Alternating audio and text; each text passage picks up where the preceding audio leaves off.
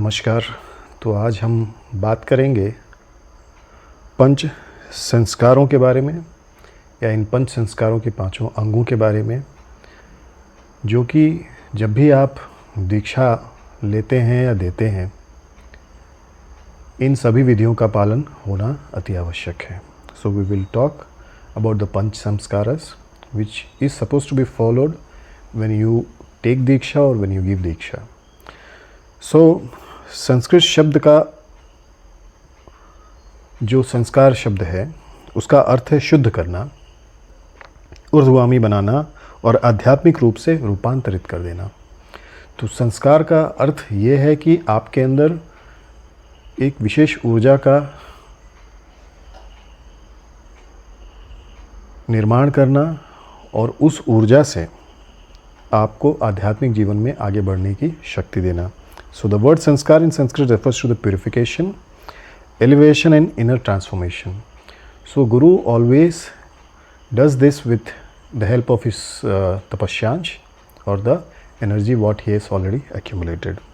5 संस्कार वे 5 शुद्धिकरण की विधियां हैं जो किसी भी शिष्य को दीक्षा के समय दी जाती हैं ताकि वह वैदिक, वैष्णव या शाक्त संप्रदाय या परंपरा के अनुसार अपने आध्यात्मिक मार्ग पर आगे बढ़ सके। तो पंच संस्कारों के 5 अंग। So let us understand 5 components of the panch sanskaras. So 5 components are tilak, namkaran, mantra दीक्षा, यज्ञोपवीत या दीक्षा हवन, एंड देन दास संस्कार।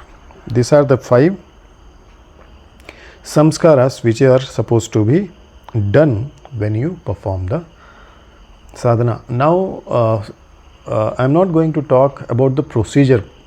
I am not going to talk about the procedure. मैं प्रोसीजर के बारे में आपको नहीं बताऊंगा कि कौन सा मंत्र बोलना है, कौन सा क्या करना है, but I am telling you कि this are the ways, this are the different stages through which you have to undergo when you are taking diksha. So first is tilak. So tilak या तप संस्कार, इसमें शिष्य को शरीर के कुछ अंगों पर चिन्ह या तिलक लगाया जाता है जो कि उसके आध्यात्मिक कुल और देवता का प्रतीक होता है। तो जिस भी देवी देवता का दीक्षा निर्धारित है उसी देवी देवता की के तिलक को शरीर के अंग पर लगाया जाता है। वैष्णव परंपरा में शंख, चक्र, गदा आदि चिन्हों से शुद्धिकरण किया जाता है। So this involves marking or branding of sacred symbols like shank or chakra or disc on certain parts of the body. In some traditions only tilak is also practiced, and basically this tilak application over the forehead talks about the particular lineage in which you are going to be initiated. So it signifies the purification and commitment towards that particular diksha. After that, the second stage is नामकरण या नाम संस्कार। सो गुरु द्वारा शिष्य को एक आध्यात्मिक नाम दिया जाता है जो उसके आत्मबोध और साधना पथ को दर्शाता है। देखिए, साधारण वैदिक रीति रिवाज से अगर आप करेंगे तो यहाँ पर नाम नहीं दिया जाएगा, लेकिन आध्यात्मिक उन्नति के लिए अगर आप आध्यात्मिक गुरु से दीक्षा लेते हैं तो गुरु आपको एक नाम देगा जो आपके कर्मों के अनुसार, आपकी शक्ति के अनुसार होगा। यह नाम उसके इष्ट या गुरु परंपरा से संबंधित हो सकता है।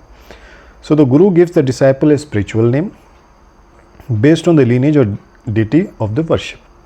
This name reflects the aspirants new spiritual identity and dedication. It is often derived from the name of the god which suffixes like das. तो दास अंत में हो सकता है, इसका भी उपयोग किया जाता है। नाउ थर्ड स्टेज इज मंत्र दीक्षा। सो मंत्र संस्कार, मंत्र इनिशिएशन। तो आपकी कुंडली के अनुसार या आपके नाम के अनुसार गुरु ग्रह नक्षत्रों को देखकर आपके अंदर कितनी सामर्थ्य है उसको समझकर आपको वैष्णव संप्रदाय में या फिर शाक्त संप्रदाय या शैव संप्रदाय या जो भी संप्रदाय से आप साधना में आगे बढ़ना चाहते हैं, उस संप्रदाय से आपको दीक्षित करके आगे बढ़ाता है। तो शिष्य को एक गोपनीय मंत्र प्रदान किया जाता है। वह गोपनीय मंत्र एक तो उस देवी या देवता के लिए होता है जिसके प्रति आपकी श्रद्धा भक्ति समर्पण हो, और वही गोपनीय मंत्र आपको वहाँ तक पहुँचाता है। दूसरा होता है गुरु मंत्र, जो गुरु और शिष्य के बीच का एक संबंध है, और शिष्य और गुरु के बीच में जो कुछ भी हो रहा है, शिष्य जैसा कर रहा है, वह सारी चीज़ें गुरु को उसी के माध्यम से पता चलती हैं। तो शिष्य को एक गोपनीय मंत्र प्रदान किया जाता है जो कि उसकी आध्यात्मिक साधना के लिए बहुत आवश्यक है, जो उसकी आत्मोन्नति के लिए भी बहुत आवश्यक है। यह मंत्र गुरु द्वारा कान में फूंका जाता है या विशेष विधि से सिखाया जाता है, दोनों चीज़ें हो सकती हैं। सो the Guru imparts a sacred and secret mantra to the disciple. This becomes the central focus of the disciple's spiritual practice. The mantra is often given through whispering in the ears or through many other methods. So it all depends कि आप which path you are following. If it is a Vedic type of tradition, then whispering in the ears. But if you are following the yogic or tantric methods, there may be some other methods also. Now the fourth stage is यज्ञ संस्कार या यज्ञोपवीत या दीक्षा हवन. So fire ceremony has to be conducted. So here after diksha, a fire ceremony is conducted to solemnize the initiation or diksha. A disciple makes vows and receives blessings from Agni Devata. In Vedic tradition, the sacred thread Yagyopavit also may be bestowed on the sadhaka. तो यह अग्नि के माध्यम से किया जाने वाला संस्कार है जिसमें शिष्य संकल्प करता है और दीक्षा हवन या यज्ञ किया जाता है। दीक्षा जो भी मंत्र से हुई है उसका हवन किया जाता है। वैष्णव या वैदिक संप्रदाय में यज्ञोपवीत धारण कराए जाते हैं। तो इस तरह से चौथी अवस्था। अब पांचवी अवस्था जो है पंचम संस्कार दास संस्कार। तो दास्य संस्कार सर्विट्यूड एंड सरेंडरेंस। तो यहाँ पर शिष्य में संपूर्ण समर्पण, श्रद्धा भक्ति समर्पण और सेवा भावना विकसित करने वाला यह संस्कार है। शिष्य को यह सिखाया जाता है कि वह गुरु और ईश्वर का दास है और उसकी सेवा ही उसकी सच्ची साधना है। तो शिष्य को श्रद्धा भक्ति समर्पण और यह समझाया जाता है कि ईश्वर प्रणिधान और गुरु भक्ति का क्या महत्व है, और उसके बाद फिर शिष्य को विशेष विधि बताकर आगे साधना के लिए बढ़ा दिया जाता है। So this is the final rite instils the attitude of complete surrender and humble service. The disciple accepts the identity of being a servant or das of the Guru and the divine energy with humility and devotion in daily life.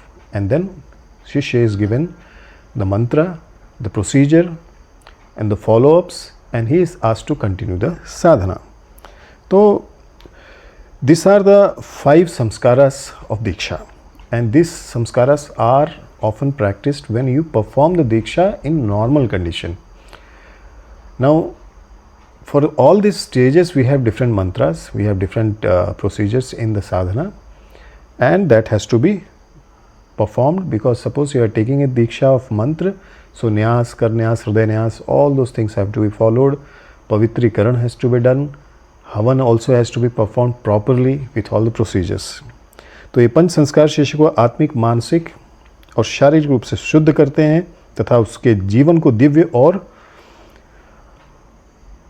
संपूर्ण बनाते हैं। So this 5 sanskaras purify the disciple on all the levels, body, mind and spirit, and there is a spiritual transformation inside the disciple. So whenever you are taking a Diksha, see that all the 5 samskaras are practiced. We will further discuss about the other types of Diksha and other types of samskaras also. So always remember that without following these Panch Sanskaras, your Diksha is incomplete, and